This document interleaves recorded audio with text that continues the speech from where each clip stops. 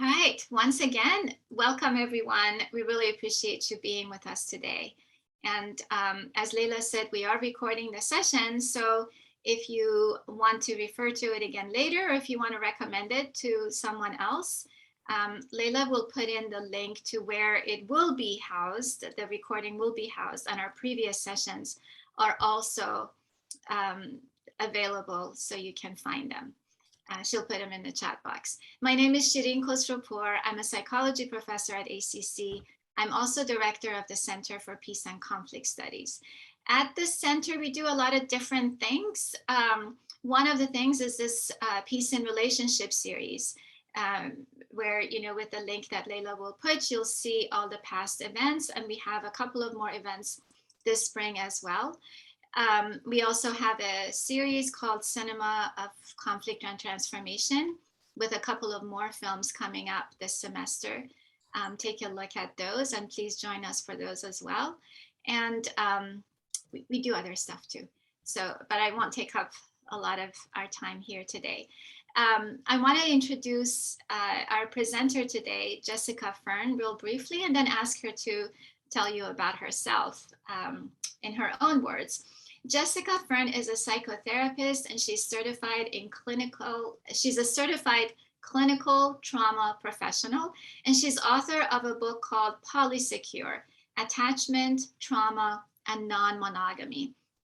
She has an international private practice where she works with individuals, couples, and people in multiple partner relationships, people who are interested in exploring the limits that our culture imposes on us, and also, our own repetitive patterns that may limit us, and our attachment styles that she'll talk about today as well, to help people explore new possibilities for themselves in their life and love. Her website is jessicafern.com, and you can get more information there. And I've asked Jessica to tell you a little bit about her educational background, since we are an educational institution. I'm always curious, and I want our community to learn more about possibilities of how to start here and get there. Yeah, thank you for the introduction and the invite, and for all of you that are here taking the time to watch this now or later. But yeah, my background educationally has been circuitous. I did go straight from high school to undergrad and got a BA in psychology. Took several years off, and then started counseling masters. And I like to joke that I was a Naropa school dropout. And then I got my master's in conflict analysis and resolution from George Mason University, and did restorative justice and mediation. And it was, interestingly, my research in Rwanda around post-genocide work that brought me back to doing therapy. And I can talk more about that later if anyone wants to hear. And then I really shifted my focus more into relationship conflicts. But then I started to just really pump up my certificates in narrative therapy and internal family systems and attachment and trauma work and all that good stuff that you'll be hearing. So yeah, it's been a journey. And I think you wanted to ask folks to, if they have a burning question, like they as you're making your presentation, if they need clarification on a term that you're using, or a burning question that they feel like it can't wait, to ask, like they can put it in chat, and Leila and I will monitor chat for you as you're presenting. Otherwise, there will be a time at the end of the presentation for Q&A. Yeah, we'll definitely have Q&A time. Awesome. So turning it over to you. Okay, perfect. I am going to switch into slide mode. Okay, let's see. Okay, can you see my slides? Okay, great. So yes, today we're talking about Polysecure, Attachment, Trauma, and Non-Monogamy, which is based on my book, which came out October 2020. And so a little bit of the history of this was that, working as a psychotherapist and coach with couples that were in non-traditional relationships. So just term-wise, today I probably will use the term non-monogamy or polyamory as synonymous, but they're not totally synonymous at all. So non-monogamy would be the umbrella term that covers many different ways that people have multiple romantic and or sexual partners. And everyone knows it's not cheating, cheating would be non-consensual non-monogamy. Polyamory, more specifically, is talking about people who are looking to have multiple partnered relationships, which can include sex, but it's not just about sort of casual sex on the side, like some other styles of non-monogamy. Polyamory is really about I'm in love and we're trying to have more than one attachment bond with people. And so in my work with couples, often opening up their relationship or marriage, or people who are already doing this, I was just trying to make sense of people genuinely feel this is who they are and what they want. And for some people, it's so hard. And there's so much drama and trauma that happens in the process. And so for those of you research oriented, a lot of my research training was in grounded theory. So I knew, instead of imposing theory onto what I was hearing, to really just hear, right? What is the story and the narrative and the data, so to speak, telling me? And I found several things, but one of the main things I found, that this struggle people were having in this transition from monogamy to non-monogamy was all of these attachment ruptures. And that's what sort of led to this book specifically. So part one of the talk, I'm going to do a general overview of attachment theory, and the 4 attachment styles. Then part 2 is attachment and non-monogamy specifically, sort of the importance of looking at these two together, and some of the challenges with attachment theory. And I know there's been other talks in this series on attachment theory, so it says a lot about this program that you're willing to bring in, multiple perspectives on this. And then what does it mean to cultivate polysecurity? What is a safe haven and secure base? And what's the hearts of Polysecure? Really, though, just as in my book and with this talk, sort of part 1 and part 3 is for everyone, no matter what relationship structure you are in. And part 2 is focusing more on people who are in non-monogamous relationships. So hopefully all of you will get something out of this. Okay, so our overview of attachment theory. So attachment theory came from John Bowlby, who's a British psychologist who developed the theory. And then it was really Mary Ainsworth, who is an American psychologist who, brought it into the lab and into the real life and into cross-cultural situations. But the basic theory is that as human infants, we are born into this world with an attachment system that wires us to really expect to be cared for and to be connected to from our parents or our caregivers, if it's not our biological parents. And as infants, obviously, we cannot meet any of our own needs, right? So in order to survive, we have to bond and attach to caretakers who will provide us with not just food and shelter, that is not sufficient, but it's the biological and psychological needs for emotional attunement and warm responsiveness and real calming physical touch, right? And so when a child, someone has their mic on, they could mute it.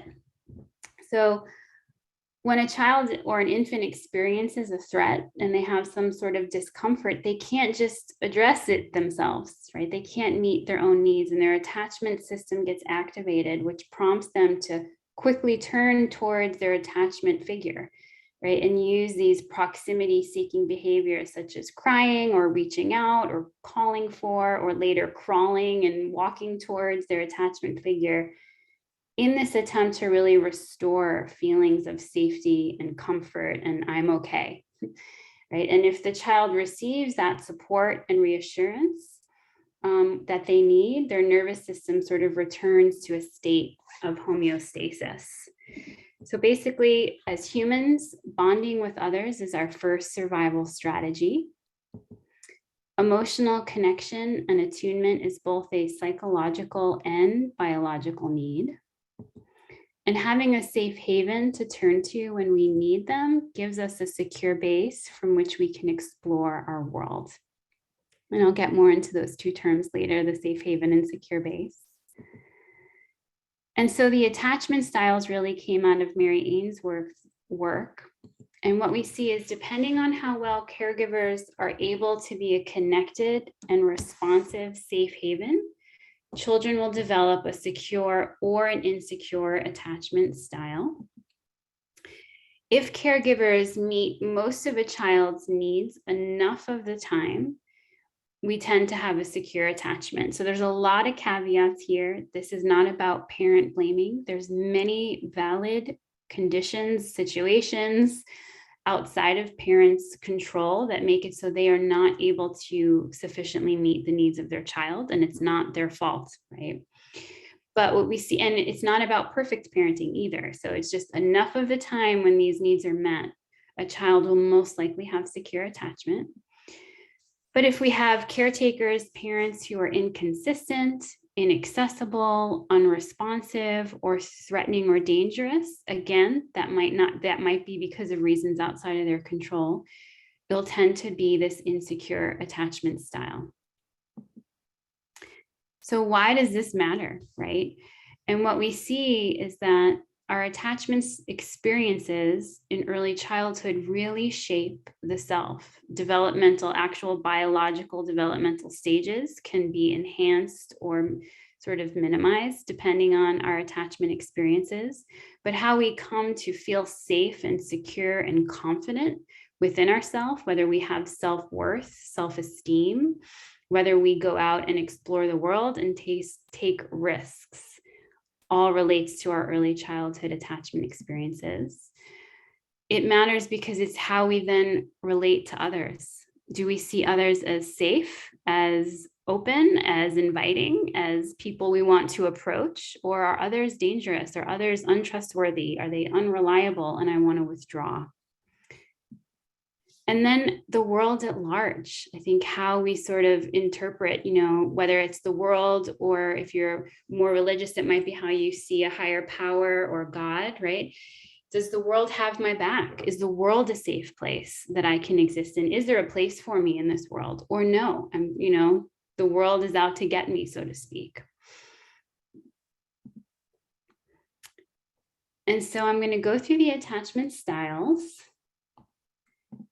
So the secure style, the environment, I'll go through the environment that would have most likely created it, and then the style that gets expressed. So a secure environment would have been one where someone's home environment is safe, it's mostly warm, and it's supportive. Caretakers are available, accessible, and responsive to the child's needs enough of the time.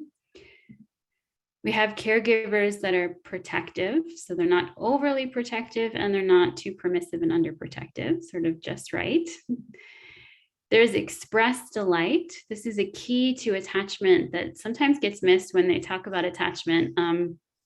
Expressed delight isn't just like words of affirmation from the love language styles. Expressed delight it can be nonverbal, but it's often described as just the look in your eyes when you truly love and adore somebody.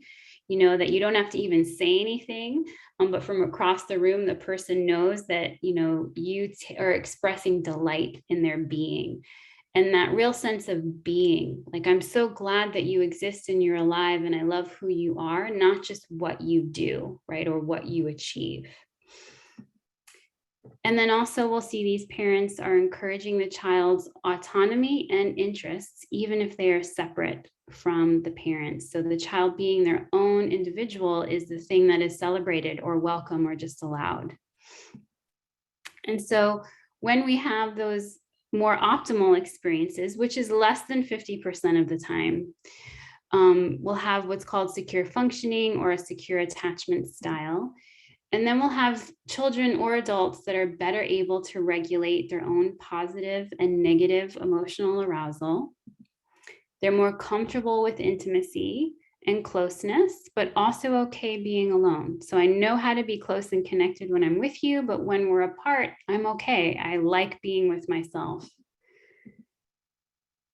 People with a secure style can communicate their own needs and boundaries, and they're happy to meet and respect the needs and boundaries of others. And the research really shows there's better self-esteem, they are more resilient to trauma, they have stronger social skills, concentration skills, they enjoy play, and have higher levels of sexual satisfaction. And I think that has a lot to do with that comfortability or more ease with boundaries, communication, and even knowing one's own needs and being able to voice it. So if you're in a secure style, some statements you might say are, I find it easy to make emotional connections with others. I'm comfortable relying on others and having others rely on me. I don't often worry about being abandoned or someone getting too close to me, that fear of engulfment. If I'm in distress, I can easily turn to my attachment figures for comfort and support. I am aware and accepting of my partner's strengths and shortcomings, and I treat them with love and respect. I do well with the transition of going from being together with a partner, and I also do well with the transition of going from being together to then being alone again. Transitions will come up a few times of that's a big part of the coming and goings of are people safe to approach, or what does it feel like? How do we part and say goodbye? Okay, so now I'll get into the 3 different insecure attachment styles. And of course, as I already said, the caveat is that, you know, there can be very valid reasons why this occurs. It's not about blaming parents. There's societal factors, cultural factors, generational factors that can all be at play.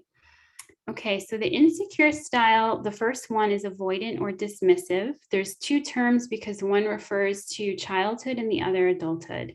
So avoidant, the term on the left is going to be what it's called in childhood, and then the term on the right, dismissive, is what it's called in adulthood. Sometimes it's confusing, understandably so. So the environment here would be that parents or caregivers are physically or emotionally absent, unavailable, or neglectful. They might not even be in the house at all. They might be incarcerated. They might be away at war, or they are in the house physically, but emotionally they are neglectful or absent or unavailable. Usually there's an emotionality of being cold or rejecting to the child, or not being present.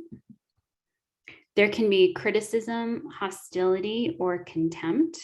And sometimes that's not just towards the child, it can be towards others, but that creates the child to withdraw. And there can also be cases where it's a family culture of high achievement, high performance, or appearance. How do you look towards others? What are the grades that you are achieving? What's the status that you're holding versus that sort of express delight concept I already got to, whereas I take delight in just who you are. The fact that you exist on this planet is amazing to me, versus you have to perform to prove that you're worthy of love or attention. And so this environment can create a style of relating in childhood or adulthood that where the child or adult really keeps people at arm's length, sort of the classic lone wolf, or in Stan Tatkin's work on attachment, he calls it the island. And this person they minimize their own attachment needs, right? And then what happens is they minimize the needs of their partners as well. And not because they don't care about their partner's needs or want to dismiss or minimize, right? It's because the conditions of their childhood or even adult relationships, right? The takeaway was, oh, I'm better off just relying on myself here, right? I'm not getting enough of the attachment, the positive attachment responses that I need. So I have to really shut down my attachment longings, right? I have to minimize my needs because it's too painful to have these needs active and unmet. So I'm going to minimize them and take on more of a self-reliant strategy. So all of these styles have a lot of wisdom in them. There's good reason that someone would take these on in order to survive in the environment they were in. And then the last thing is that someone with a more avoidant dismissive style, they're usually going to withdraw from vulnerability, from high intensity emotions, or from conflict. You know, they might just leave the room, they might stomp away, they might shut down, they might stonewall. And they can take vulnerability or maybe intensity to a point, and then it's like, oh, too much, you know, system overload, I've got to pull back. So some statements here would be, my autonomy, independence, and self-sufficiency are very important to me. I want to be in relationships that have some closeness with people, but I can only tolerate closeness to a limit, and then I need space. I frequently don't know what I'm feeling or needing, and I can miss cues from others about what they are feeling or needing. I feel uncomfortable relying on partners and having partners depend or rely on me. I see myself or others as weak for having needs or wanting comfort, help, or reassurance. During disagreements or in conflict, I tend to withdraw, shut down, shut out, or stonewall. And I do well with the transition from being together with people to then being alone again, because, right, the prefer is being more alone. But once I've been alone for a while, I can be slow to warm up to others or struggle with the transition from being alone to entering back into connection with somebody. I'm just going to take a sip of water. So next we have insecure. So in child, it's called anxious attachment, and adult preoccupied attachment. And this is where caregivers were loving. There's definitely love, but that love was inconsistent. It wasn't always available. It wasn't always reliable.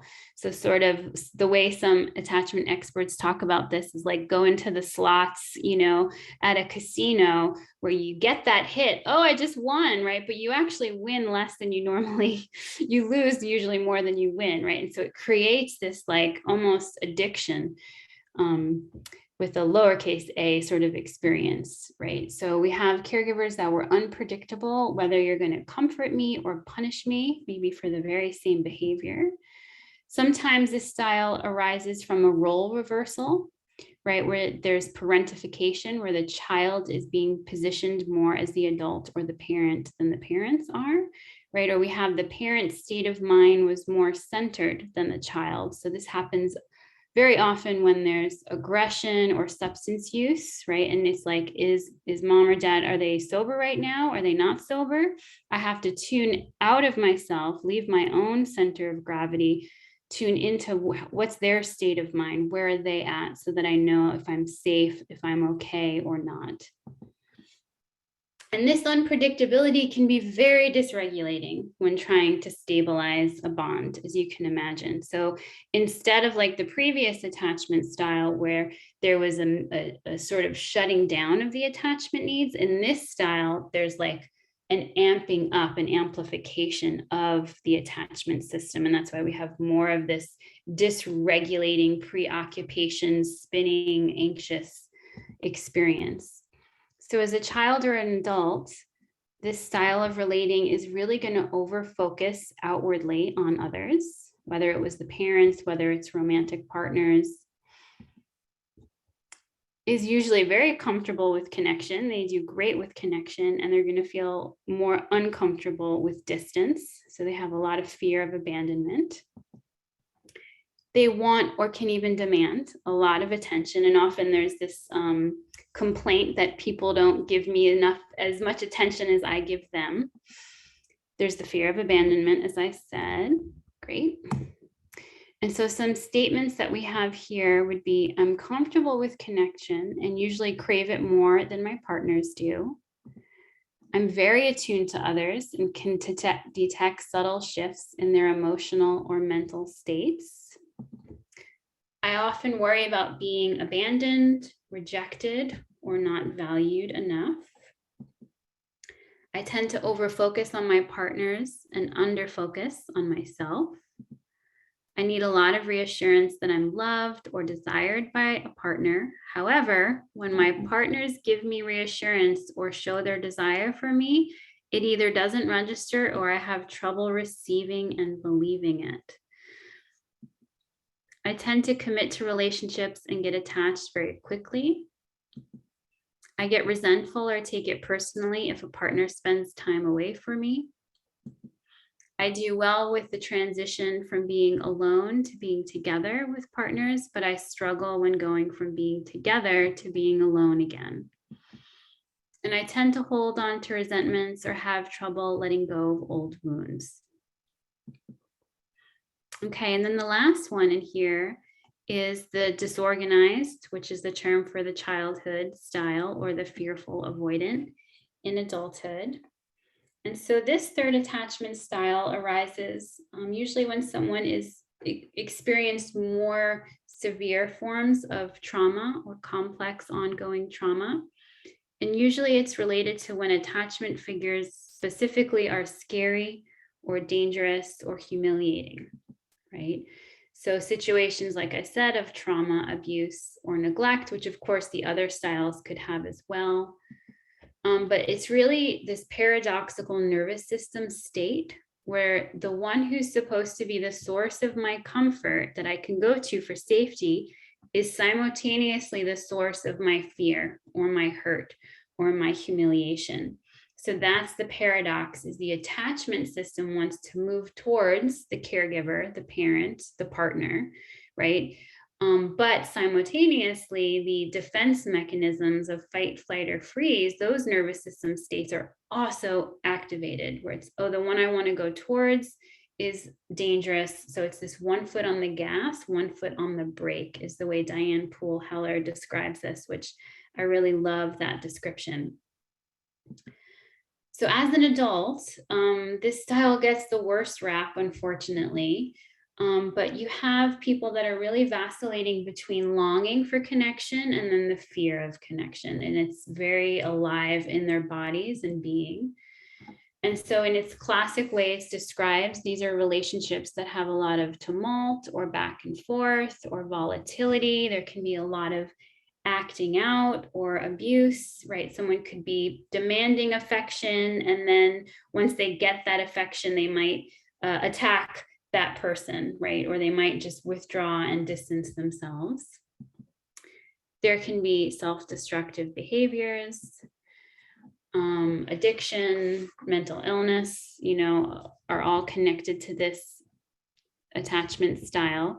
But I make a distinction in my book, and it's just been something I've experienced in my practice, is what I call the internal or the external fearful avoidant. So it could be different types, subtypes of this, or it could be different developmental stages of this, the healing of this style. But a lot of people really resonate with that 1 foot on the gas, 1 foot on the brake experience, but they don't find themselves in self-harming or other harming or addiction-like behaviors, right? Where it's real toxicity, but they go, oh yeah, I have that longing for connection, but then I fear connection. So a lot of people, when I found that they resonated with this style, I needed another way to describe it. Whereas I call the external fearful avoidant is someone who's sort of acting out in harmful ways to themselves or to others. And so they can go back and forth between the dismissive or the preoccupied, right? They're going back and forth. So any of the previous statements could completely feel resonant, but here are some additional. I often don't feel safe or fully trusting in relationships, even if my partner acts in safe and trustworthy ways. I frequently get triggered by things that may seem to come out of nowhere. I genuinely want intimacy and closeness, but I can experience episodes of fearful overwhelm when intimacy with a partner increases. When in conflict, I can vacillate from being overwhelmed or aggressive to being dismissive and numb. When in distress, I have acted in ways that have been harmful to myself or partners. I often expect that the worst will happen in a relationship, even when things are going well. Being in a relationship can cause me to become dysregulated, dissociative, or confused. And I frequently experience the conflicting internal drives of wanting to be close and share myself, but fearing that closeness or vulnerability will be dangerous or cause the relationship to end. So here's just a moment, questions you can ask yourself, and everyone can get access to the slides in addition to the recording. But in terms of your own attachment styles, right? Did you experience with your caretakers? Did it teach you that it was safe to be close and ask for what you need? You can't depend on others, so it's best to distance yourself, not to need others, and to avoid closeness. That loved ones are unreliable, unpredictable, and so you have to be vigilant and constantly pursuing closeness to be seen or responded to. Or that trusting people means they will harm you.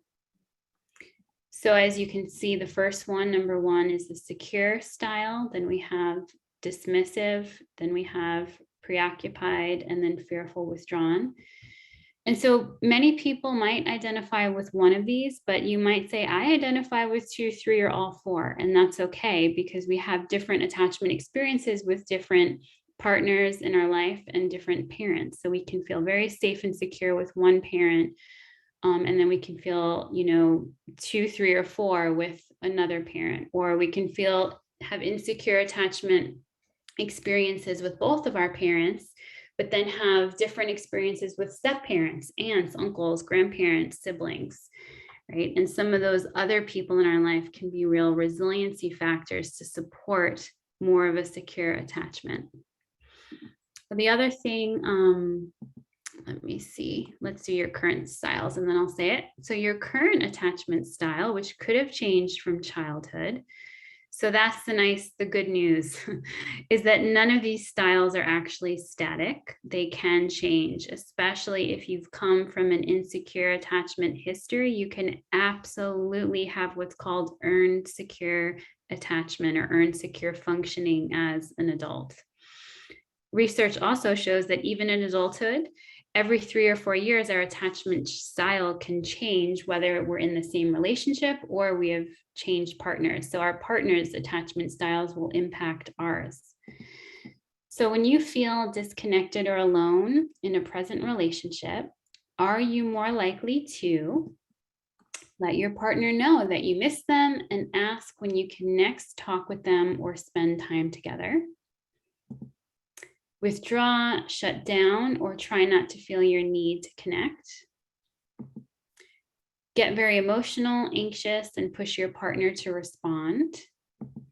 Or get aggressive towards your partner, freeze and feel helpless, and or turn to self-harming behaviors. And those are in the same order as before.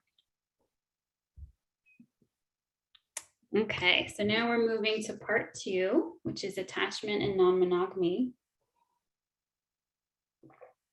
And so the importance of attachment in polyamory, of understanding attachment theory. I mean, there's many reasons I could enumerate on why attachment and polyamory are important to bridge and explore together, I think, but the most obvious is that people practicing polyamory are intentionally forging attachment bonds with more than one person at the same time. And they're typically doing so at a higher frequency than monogamous people are, people in monogamous relationships. So what we see here is that polyamory, what it can wind up doing is it can expose an insecurely attached relationship. So you have maybe a partner, marriage, couples that were monogamous, and then they open up. And sometimes they were genuinely in a secure relationship, and the opening up process creates an insecurity that didn't exist before. But this bullet is talking about how it can expose an insecurely attached relationship that was actually there beforehand. So what I've seen is that monogamy can really serve as a stand-in for secure attachment, where the rules and the ways of being and the structure of monogamy are so strong that many people just fall back on that structure for their safety and security in relationship versus their relational experience. How am I treating you, right? I'm sorry to interrupt. Yeah, is there a question? Yeah, I have a question actually. I'd like to ask you to define all of these terms, starting with monogamy. I know you addressed the difference between non-monogamy and polyamory at the beginning, but I think it would be useful if we talk about each of these terms, since I think the terms may be very new to a lot of people. Absolutely, great question. Thank you. So, I make the distinction, and in my book, I have a chart and I go more into it. But we have different degrees in our relationships of sexual exclusivity and non-exclusivity, and emotional exclusivity and non-exclusivity outside of that two-person relationship. So traditionally, monogamy means that we are exclusive both sexually and emotionally, that you are my primary go-to, or I don't even have sexual experiences outside of our sexual relationship. And there might be emotional friendships and connections with siblings, but we're each other's emotional primary as well. So that's usually what is meant by monogamy. Does that help? Yes, it does. So, so an example of monogamy would be a married couple, or two people that are in, a committed partnership and they don't see anybody else. Yeah, there's no other. Yeah. Great. Yeah. Right. And of course, there's a trick here that a lot of people identify as monogamous, but the literature shows that many people who identify as monogamous, there's a high percentage of cheating, so they're presenting as monogamous, but they're actually behaving in a non-monogamous way where they do have more than one sexual or romantic partner. And will you be saying a little bit more about the difference between polyamory and consensual non-monogamy? I think so. As I said earlier, that consensual non-monogamy is an umbrella term. So if you've heard of things like open marriage, open relationship, swingers, solo polyamory, relationship anarchy, those all are terms that could fit under the umbrella of consensual non-monogamy. Right? There's many different ways to do it. It's not a one size fits all approach. And then polyamory specifically is when people are having in love relationships with more than one person. Thank you. Yes, great. Thanks for asking. So what happens is that when we have people that were previously monogamous together and then they open up and they start dating other people, or connecting with other people romantically or sexually, it can expose that we actually never had a secure attachment experience all along, right? Because people were relying on the structure, the fact of us being monogamous, that I'm the only one, you're the only one, the fact that we're committed legally or, through ceremony. The next thing that I've seen happen that can be really difficult is people, whether they're opening up into polyamory, they're already single, or they're in a partnership that was monogamous and they're opening up, it can expose their own personal insecure attachment style. They might not have realized, I've seen this, that monogamy can act almost as a buffer, that they didn't have to relate to their own insecure attachment experiences. And then they sometimes get flooded with all of their own history that can be difficult to face. Polyamory is inherently... I have another question to ask you. Great.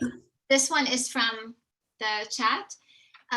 Sarah asks, does in love imply commitment? Not necessarily. So there can be very many different degrees of commitment in polyamory or non-monogamy, right? But in polyamory, usually we're talking about people who are saying, I have 2 or 3 partners that I'm committed to and in love with, but you can have 1 or 2 partners that you're committed to and in love with, and you can have someone that you're in love with and you see once a year and they're not a part of your everyday life. So it can look very many different ways. Thank you. Great. So one of the things too is that I would, instead of saying maybe polyamory is inherently insecure, I would say it's just less secure than monogamy, right? Because in polyamory, we don't have that same sense of security that you're with me because I'm the only one, right? Maybe you've dated around and you think I'm the best and you've chosen me, right? Or I'm the first one that you talk to and say good morning to or say good night to, right? So in polyamory, we are opening ourselves up to other people, and those people could become game changers for us, right? And then in polyamory, we don't have all of the cultural and institutionalized supports that our Western society has created for the monogamous couple, right? The benefits and institutionalization of marriage and insurance and residency rights and all of those things, right? And the cultural privilege that couples also get. I do say though that insecurity can actually be a good thing, right? It kind of keeps us on our toes in that we have to stay present in our relationships. We can't take them for granted or become complacent in polyamorous relationships in the way that some monogamous partnerships can become.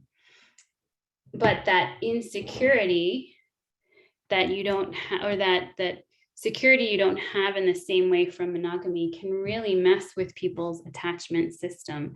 And it's sort of this transition phase I see that can be really activating for people. The next thing, the challenge that we come across around attachment here is that polyamory can mimic an insecure environment. So most commonly, the way I see this is that you have, let's say, partner A and B that have been together, and they've become accustomed to a certain amount of attention and like frequency and rhythm together, how frequent we communicate, right? How much time we spend together. And then partner B starts to date somebody else, right? And it might be totally unintentional, but they become more inconsistent or less available, right? They're not as maybe predictable in some way. And partner A, their attachment system starts to go into protest, right? Often in this case, they get blamed as being jealous, but it's usually not typically how we think of like classic jealousy, right? It's more that, oh, they're going into an attachment protest of their literal nervous system, right, is registering, whoa, this relationship is no longer sort of providing the same level of attunement and availability and safety and security that I've become accustomed to, right? So that even though they might say, yeah, I want you to date other people, I know you can't spend as much time with me, so that the mind might be saying this is okay and I want us to do this, might be totally consenting, but sort of the nervous system and the body can really get activated into an insecure attachment state. The other thing that happens too under this bullet is sometimes non-monogamy, polyamory can mimic more of that disorganized experience where, again, it could be completely consensual, but the person that, you know, was your maybe everything beforehand, your primary partner, your spouse, who you talk to about everything, you go to for everything, they're like your best friend. Now, some of their actions of dating others, even if you're on board for it, can start to become triggering. So the person who you want to turn to feel better when you're triggered might be the person who's actually triggering you. So it can create this real, like a phase of feeling disorganized with your partner. The next thing is we have what's called primal panic, primal attachment panic. So again, from that attachment perspective, we're wired to be in connection for our survival. So emotional disconnection, right, is threatening, right? It feels like a threat to our survival to be emotionally disconnected from our loved ones. So Sue Johnson's quote here, Sue Johnson says, separation distress arises when an attachment bond is threatened or a secure connection is lost. There are other kinds of emotional bonds based on shared activities or respect. And when they are broken, a person may be distressed. But that distress does not have the same intensity or significance as when an attachment bond is called into question. Emotional and physical isolation from attachment figures is inherently traumatizing for human beings, beginning with it as a heightened sense, not simply of vulnerability and danger, but also helplessness. So a lot of people have this experience of their partners on a date with someone else and I can't reach them, or they're not going to text me back because they're out, or they might be having sex with someone else, even if, again, I've said I'm ready for it, and they have this whole primal attachment panic that comes up, and they're experiencing what looks like an anxiety attack or a panic attack that they may never have had a history of before. And of course, the answer that they get from most professionals is, well, just don't do non-monogamy, just go back to being monogamous, right? But that's not an answer that's sometimes possible for everyone. So in this case, it's really. I have a question again. How would you like me to jump in? I feel rude jumping in. No, it's okay. Go for it. Is that okay? All right, there's another question. And I invite Ariana to clarify this if I don't get it right. She asks, is this a common thing that happens in those relationships? But I don't know exactly what is the this that she's talking about, because, the question may have been typed. Yeah, I was mainly just talking about the jealousy part, about how one partner will find another, and then so the first partner starts to feel neglected and gets jealous. But when they were saying, I want you to be with somebody else, but then they start to get their feelings hurt. Like, is that common? Yeah, absolutely. Yeah. And it varies greatly. Some people, they don't feel a lot of jealousy, and they're very happy that their partners are getting other experiences outside of their relationship. But a lot of people do feel jealousy, and the non-monogamous or polyamorous world, they just really embrace jealousy as something we shouldn't be afraid of. It's a human emotion. Everyone actually usually does have it in some place. If it's not with your partner, it's going to be with your colleagues or your siblings or, something like that, right? And that let's use jealousy as an opportunity to see what in myself needs to be healed, right? Or worked on, or what in our relationship. So the example I gave was more of a relationship thing that needs to get looked at and explored.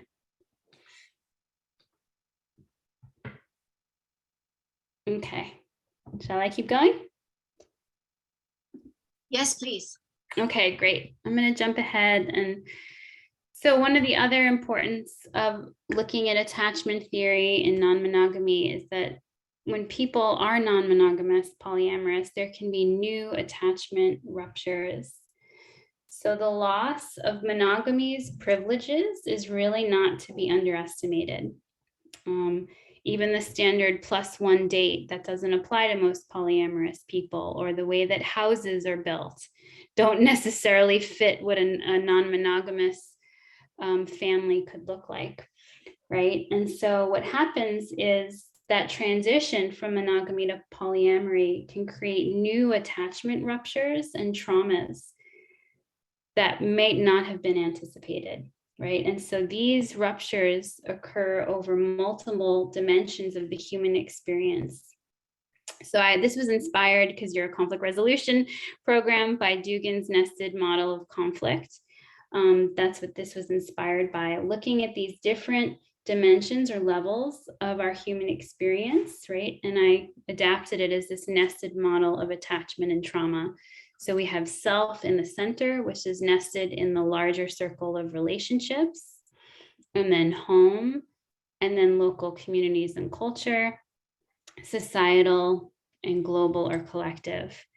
So there's many ways that when someone transitions or says, I think I am, like my orientation is actually polyamorous. Some people really identify this as an orientation Other people identify this for them as a lifestyle choice. So there's differences in where people come to this experience of being non-monogamous.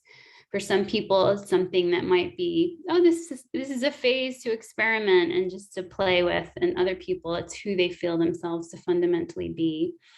So they transition into non-monogamy, and it can be a whole complete overhaul of someone's identity, of how they see themselves in the world, the oppression they might have felt from monogamy and from patriarchal values that are usually, what's happening in monogamous relationships, especially more traditional ones of previous generations. Many people, they can open up and they lose relationships, not just maybe romantic, but family, friends are not okay with this, and they have the loss of this.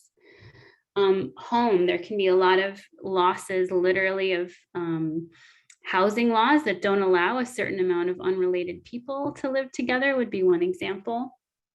Local communities and culture, people can be estranged or exiled even from their spiritual community, from other communities and gatherings that they were a part of previously. Societally, they lose certain rights and privileges, and then globally or collectively, often monogamy, even though it's actually statistically not what is sort of most practiced on the planet, interestingly, it is sort of what we think of as the norm, So there's many ways that we can have new attachment ruptures and traumas when transitioning to non-monogamy. Of course, all of these levels, though, are places where we can have healing and we can have new positive experiences. We can be experiencing ourselves or our relationships in completely new ways that feel more aligned with us, with our values, with our expressions. Many people find so much, acceptance and joy in like the new communities that they get connected to through being non-monogamous.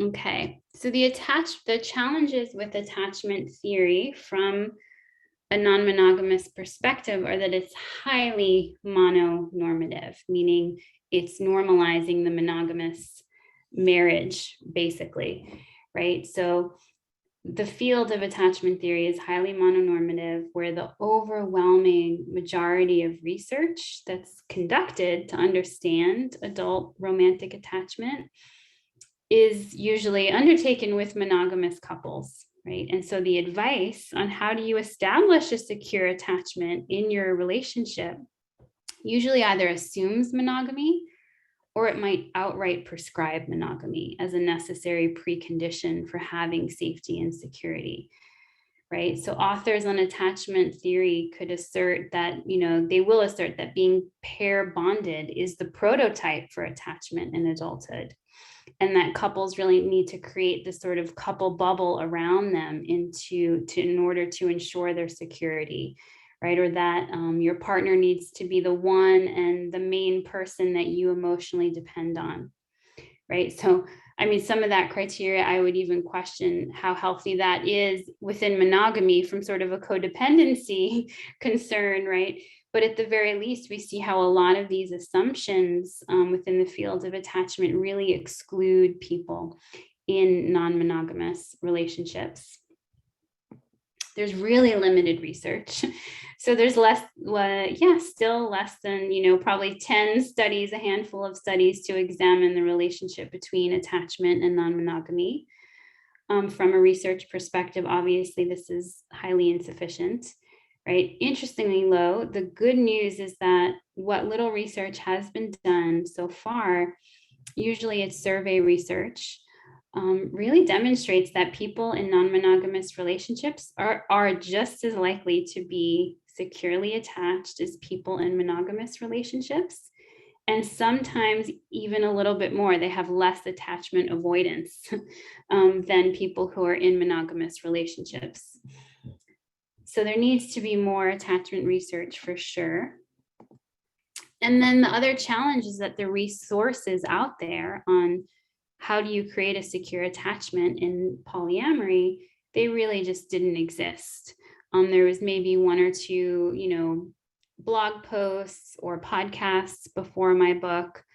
or certain articles that would be out there, but they often would promote ways of doing polyamory that actually were just telling people to do it in a very monogamous way. So a lot of people felt excluded from that.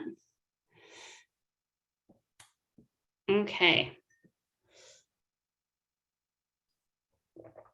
So part 3, how do we cultivate being secure in our relationships, whether it's with one person or more than one?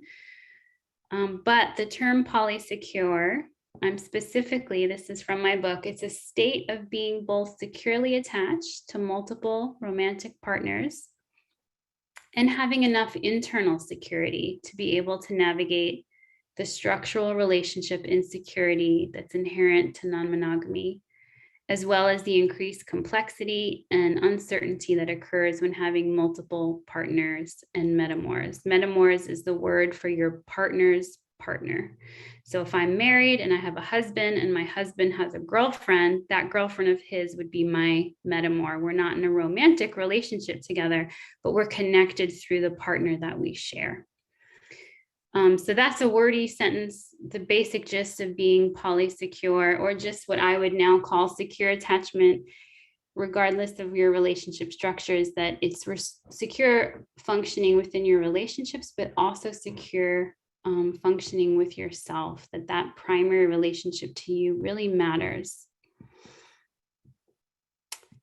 I'm gonna skip through this part. Okay, so what we're looking for with secure attachment, the 2 broad strokes of feeling secure in our relationships are having a sense of safe haven and secure base. So safe haven is just sort of like that image. And so it's sort of our nervous system is asking these questions almost subconsciously, right? If I turn towards you, will you be there for me? Right? Will you receive and accept me as I am? Right? Do you love me for who I am? Do you see me for who I am? Will you comfort me?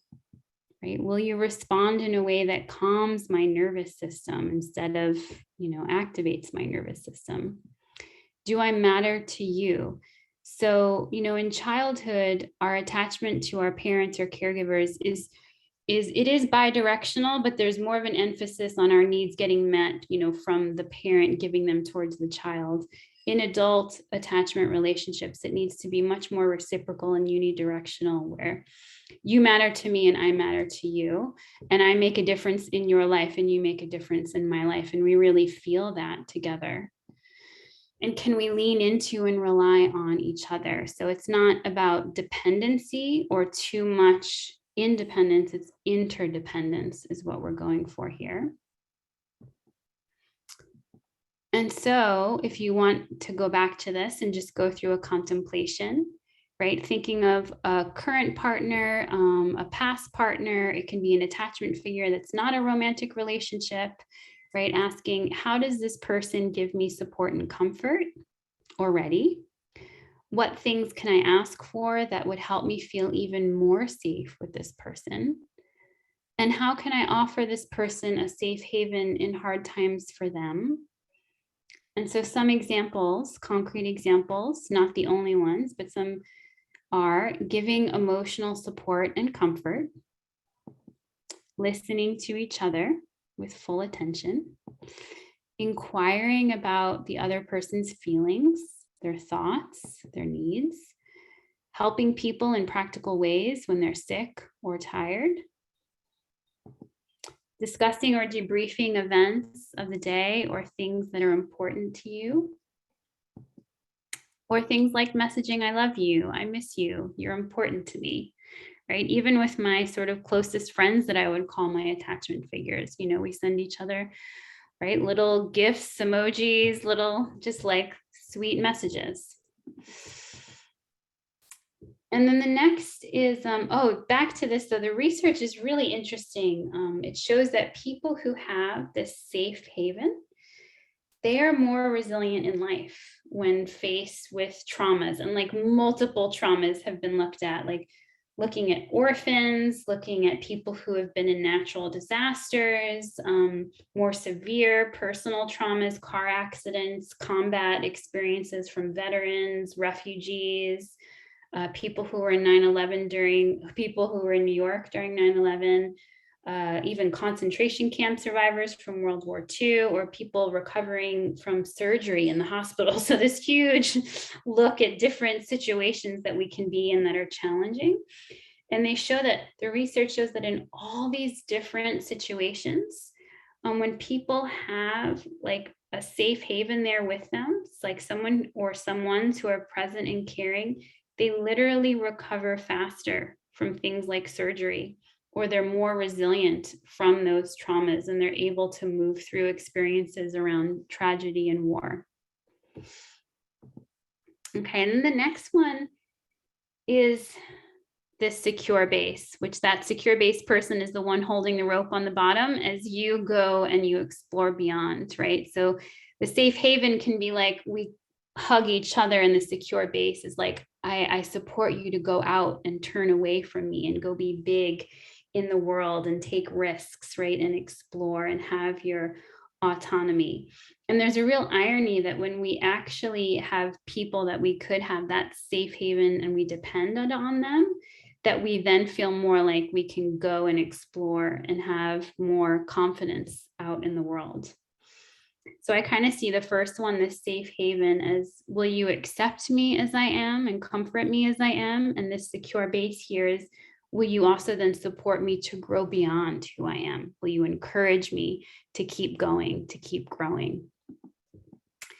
So some examples of this would be encouraging personal growth and development of someone in your life, supporting each other's work and our interests, even if it's different, listening to each other's hopes and dreams, sharing your visions, acknowledging each other's capabilities and possibilities for growth, and offering encouragement. You can do this. You got this. Keep going. And so if you want to do a reflection exercise, right, you can take a partner or an attachment figure, right? And how has this person been a secure base for me? What are some different or additional ways that I'm wanting encouragement or support in my growth? And how can I be a better support and encourage my partner's dreams or aspirations for them to grow and develop? Okay, so then in the last part, so those are the broad strokes we just covered, but I wanted to get more into the specifics, which I do in my book, go much more into depth. But I wanted to, like, what are the secure attachment skills and behaviors? And again, as I said, it's hard to find this in the more common mainstream attachment literature, because so many of the things they literally tell you to do to be secure in your relationship, many monogamous people can't do, right? There's a lot of like telling people to do bed night routines, you know, in bed together, that many people, they don't live with all of their partners and they couldn't do such an activity. So I really wanted to filter through and like, you know, kind of bring forward the gems of wisdom that attachment theory has to offer about how this whole human bonding thing is so important. How do we do it? But I'm not going to tell you to be monogamous to do it. So I came up with the acronym HEARTS. And so HEARTS is here, express delight, attunement, rituals and routines, turning towards after conflict, and secure attachment with self. So the H here is all about being present. Are you here with me? Am I here with you? And not just in physical space, right? But actually, like, we're not just in the same room together isn't sufficient for feeling secure and safe in our attachment together, but feeling that quality. It's all about the quality of presence that we're bringing forward. Express delight, as I mentioned earlier, you know, that I love you for who you are, and you just really feel that oozing out of me, whether I say it or not. It might be through my actions, it might be through my body language, it might be through my words, right? But you know that you're valued, and back and forth. Attunement. So this is exactly as it sounds, the tuning in, right? The ability to tune in to our partners, to look maybe beyond their words or initial responses to things, but to be curious, to want to know, how are you really, right? What are you thinking? What are you feeling? What are you needing, right?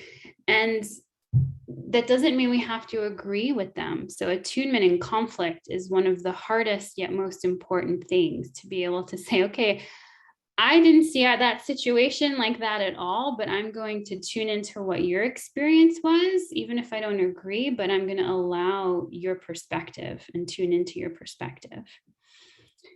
The next, the R, is rituals and routines. So this rituals, routines, regularity, predictability even can be so important for our attachment system. And this can be from the like mundane, even boring day to day, like rituals and routines that we have in our relationships, but they have meaning, you know, the little things that we do together or for each other. And then it can also mean the more profound, like the rituals of rites of passages together, of ceremonies that we do, of how we acknowledge transitions in our life together or individually or within our relationship. Turning towards after conflict is the T. So, you know, the research is really clear. Conflict in relationship is absolutely inevitable, and it's not a sign of dishealth at all. And what sort of distinguishes the couples that, like in the Gottman research, they make a distinction between the couples they call the masters or the disasters, right? The masters are people who turn towards each other after conflict more quickly. And they're not, it's not that they have all the communication skills and conflict resolution skills like mastered, but their genuine attitude is one of, I want to be in relationship, I want to lean in towards you, versus, you know, I want to be right and I want to blame you. And then finally, secure attachment with self. And so in this, how do we heart ourselves? How are we present with ourselves? How do we express delight in our own beingness? That's about self-worth. That's about working through our shame and our inner critic, right? How do we attune to our own needs and feelings? What are the rituals and routines that we need for our own well-being within ourselves? And then how do we repair with ourselves when we've fallen short of maybe our own expectation or had a challenge in life? Or what I would call, you know, how do we manage our triggers and do trigger emotional work? So these are some of sort of the skills and behaviors that I see as the heart, as the core of really establishing the secure attachment within ourselves and then with others. Okay. So I'm gonna stop sharing this so we can go to questions. Jessica, I have a question, an anonymous question I'd love to pose to you, if that's okay. So someone shared a question that reads as follows. If you are a spouse considering a new lifestyle of poly, is it asking too much to ask the spouse to use protection even though there isn't a chance of reproduction? And to clarify, the individual kind of added, so that they can support their spouse to receive the sexual attention that they are unable to give them. Absolutely. This would be a very basic, healthy expectation to have, is your safe sex practices, you know? And so even if pregnancy is off the table, but your safe sex practices together and you know, and there's a lot of, it's amazing actually. I think the non-monogamous community does so well about having those difficult conversations about what is safe sex and asking people what their tests have been, asking to see those tests. Most people when they're dating and monogamous never do those kind of things. Yeah. So yes, that is perfectly reasonable question to ask of your partner. Yeah. Thank you. And then there was one other, this was shared with everyone, but it's from Ruth Fried Cornell. And she mentions that she knows that the Gottman she knows Gottman is a great resource for attunement and turning towards, sorry. But do you have resources for relationships struggling with expressed delight? Oh, that's a good question. I think looking at the love languages is a good one, because like it's not just words of affirmation, but any of those you could sort of translate into some form of expressed delight.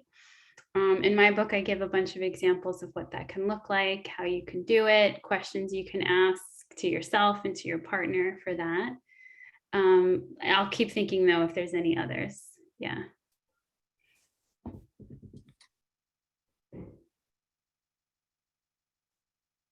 Well, if while we're waiting for others to kind of gather their thoughts and maybe their nerves to ask a question, you can chat them to us too if you'd like. I wanted to ask you, you mentioned that a lot of monogamous relationships are not really monogamous. There's a high rate of infidelity. And I just looked at the data again, because I knew that the rate of infidelity in monogamous marriages is pretty high. Yeah. It is pretty high. If you consider intercourse as infidelity, it's 15% of women and 25% of men. And the rates are 20% higher if intercourse is not required for it to be counted as infidelity. Yeah. So probably all of us know somebody who is not in a true monogamous relationship. Right. But a lot of, because like you mentioned, there's a lot of societal shame attached to any kind of non-monogamous relationship. So there is a chance that a lot of our participants and people who view this don't know anyone who is in a polyamorous relationship, or think they don't know anyone who is in a polyamorous relationship. Do you know what the rates are? Yeah, and it keeps changing. It now depends on age, right? There are some finding where it's 20 to 25% of millennials identified as having non-monogamous experiences, whereas people that were older, sorry, I have my little kitten trying to say hi, 4% of the population identified as having some kind of non-monogamous experience. Yeah. Did you say those numbers again? 4% of people surveyed said that they at some point had some kind of non-monogamous experience, but the numbers can really change depending on age group, right? And with people under 30, it's now almost becoming more of a norm, even that you wouldn't assume monogamy. You would assume that we're gonna not be monogamous before we did become monogamous. Yeah. And what I find is this is all reporting, right? So even with the cheating, that's how many people admitted to it. Yeah. Right. And what I've seen often is that people come out to maybe their family, and then suddenly, like, they're at a family reunion and their three aunts are like, oh, I had a threesome in college, or oh, I dated a couple back in the day or something. So it's interesting how we identify each other, ourselves. There's a question from Sarah. How does lack of physical proximity affect attunement? Is security still possible with long-term, long distance, or do we need to be in polyvagal proximity? It's a great question. I mean, it's absolutely possible to do secure bonding in long distance relationships, and you just get creative, I've seen it, I've experienced it, but yes, it's not a supplement for what that polyvagal proximity does offer, our whole being and our oxytocin levels and all of that. But yeah, it can happen long distance. Yeah. And sometimes some of those skills get heightened, right? Through we almost get better at attuning to our partner's voice or some of their verbal cues if we're only seeing them on the screen or through the phone. I hope I'm pronouncing your name correctly. Bray, would you like to ask your question? Really quickly, if it's okay, before Bray does that, I'm wondering, can you just, for those of us in the audience who are less familiar with the term polyvagal proximity, could you kind of share how you Yeah, so polyvagal theory, unrelated to polyamory, just poly being many, many vagus nerves, is Stephen Porges's work. And it's phenomenal work. Deb Dana has a great adaptation of his work called Befriending Your Nervous System. If anyone's interested, I would recommend that resource. But it's basically how we have different nervous system states. We all kind of know the fight, flight, or freeze, right? So fight or flight is the sympathetic nervous system. Freeze is the dorsal vagus. And then our social engagement system is our ventral vagus. So that's the brief overview there. Yeah. And also, it's the topic of your upcoming talk. That's right. That's right. Yeah. That's right. Okay. Sorry for holding you up, Bray. That is okay. Gave me time to catch my breath. I'm so nervous to talk in group settings, but thank you so much, Jessica, and everybody who organized this. This is incredibly interesting. My first ACC talk I've attended. And I really appreciate the work that you're doing. I was curious, love languages kind of came up, and my impression of Gary Chapman is kind of, homophobic, and so I was curious, it brought up for me, did you notice any differences in your research and in your studies and your, analysis of the research between, non-hetero people? I use the word queer for myself, but, between those groups and stuff, because, I am poly and I just went through this situation, and it was much more turbulent for me in exploring these other, relationships than in straight relationships that I'd been in before. So it just kind of got those gears turning for me. I was curious what you thought. Yeah. I don't know if there's a difference in how the love languages, like the desire for them, let's say, right? But I think that, oh, was there more? Did I miss that? Well, I was thinking more between I'm sorry, my question was unclear, but like the you mentioned tumult and like these attachment ruptures. Have you observed or are you aware of differences between? Because I think there's a lot of trauma that a lot of people carry in that specific area that's very pertinent to how we relate in romantic relationships, obviously. So that's what I was more curious about. Sorry. Yeah.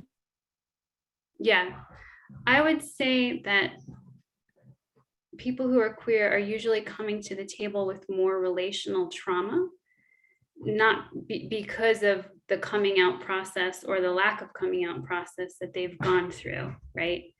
So it's like you've got, another aspect of marginalization that you're dealing with that straight people or cisgendered people are not having to deal with. So now you're like, it's like, okay, the intersectionality of queer and polyamory, absolutely. So it can be more tumultuous, not because it's just fundamentally for people that are queer, but I think, there's just more of that marginality that you've potentially gone through. Yeah, because I also see a lot of, cisgendered white men who actually struggle the absolute most because they've never experienced marginality before. And they haven't had to work through certain traumas and have some resiliency or some callousness in a neutral way. I say that. And they have no skills to actually face their marginality. Right? So I see it across the board. That's really interesting. Thank you. Yeah. Good question. There's another question in the chat from Ruth again, asking, curious if there's any research about children knowingly brought up in a consensual non-monogamous or inconsensual non-monogamous relationship. Yeah, so look at Elizabeth Sheff. She is the person who has done now probably over 20, 25 years of longitudinal research on polyamorous families. So she's the expert there. But what I remember from speaking to her and attending her talks where she was presenting her research is basically the kids are all right. I mean, it's kind of similar the way like you had to prove from a researcher's perspective, like are kids, that have same-sex parents okay? And the research was like, of course they're okay. They have two adults that love them.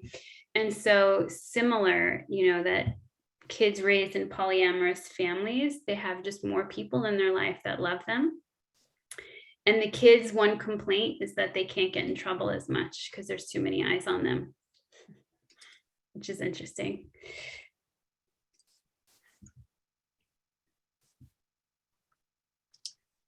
I do see, though, it really depends too on, when are kids being raised from the start? Are you coming out to your kids when your kids are 5 or 15 or 35?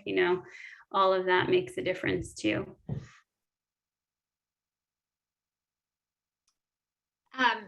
So since we have a little bit of time, wanted to ask you about this. I noticed that you have done work in, you mentioned Rwanda, and I don't know if you were working in Costa Rica or anyway, I'm asking you this because I feel like you might know a little bit more than I do for sure about this.